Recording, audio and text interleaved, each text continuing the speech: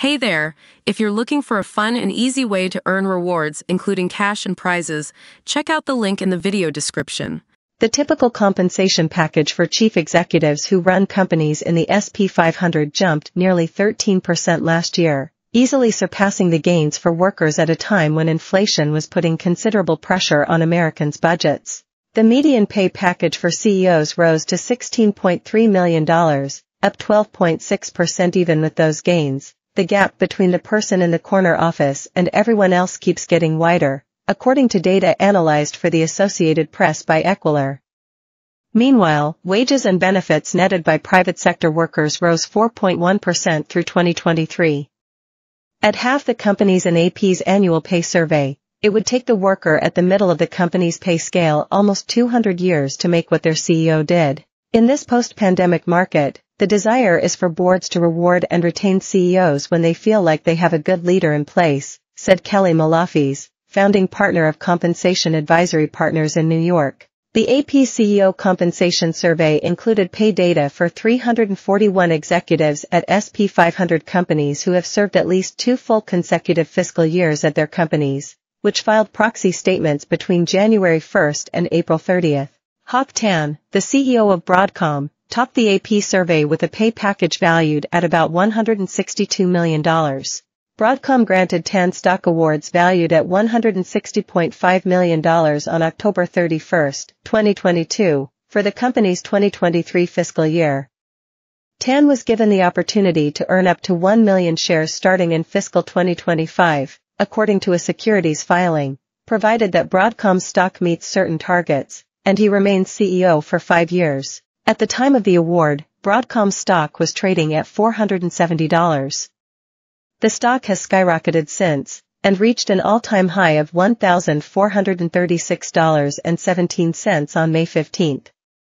Tan will receive the full award if the average closing price is at or above $1,125 for 20 consecutive days between October 2025 and October 2027. Broadcom noted that under Tan its market value has increased from $3.8 billion in 2009 to $645 billion, as of May 23, and that its total shareholder return during that time easily surpassed that of the S&P 500. Other CEOs at the top of AP's survey are William Lansing of Fair Isaac Corp., $66.3 million, Tim Cook of Apple Incorporated, $63.2 million, Hamid Moghadam of Prologis Incorporated, $50.9 million, and Ted Sarandos, co-CEO of Netflix, $49.8 million. Lisa Su, CEO of chipmaker Advanced Micro Devices, was the highest-paid female CEO in the AP survey for the 5th year in a row in fiscal 2023, bringing in compensation valued at $30.3 million, flat with her compensation package in 2022. Her overall rank rose to 21 from 25. Workers across the country have been winning higher pay since the pandemic, with wages and benefits for private sector employees rising 4.1% in 2023 after a 5.1% increase in 2022, according to the Labor Department. Even with those gains, the gap between the person in the corner office and everyone else keeps getting wider.